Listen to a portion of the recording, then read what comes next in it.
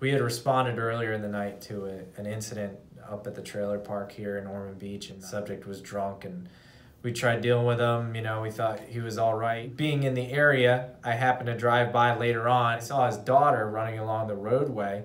She flagged me down and pointed towards the back parking lot there where the subject, her father, was like bleeding out on the ground from a giant cut up his arm. So I was able to get there quick enough to be able to apply a tourniquet to his arm, and along with the help of other officers as well, because actually he was intoxicated.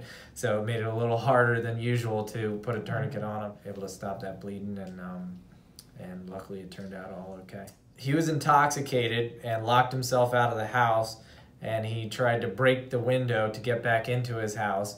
And so while he was breaking the window, it was old-time glass, so he happened to slice his arm, up his arm. So, but luckily enough, especially for his daughter, she had great instincts to, go outside and, flag down the nearest officer. So luckily we have great training here at the Ormond Beach Police Department on how to apply tourniquets and administer first aid. So, I'm not as good as a medic, but I give it my best shot. I graduated college with a criminology degree, wrestled throughout college and stuff like that, so that was a great experience, and taught me a lot of life lessons for now at least, and school did as well, You wrestled? I did. I wrestled Tell me throughout about college.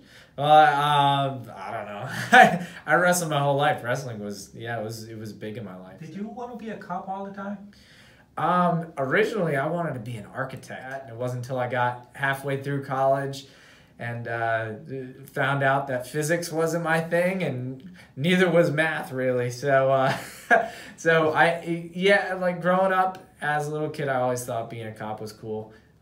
So I guess you could say deep down inside I always wanted to be law enforcement, but it wasn't prevalent until later on in the middle of college, which was when I transferred my major over to criminology. What's it been like in the last 3 years you've been with the department?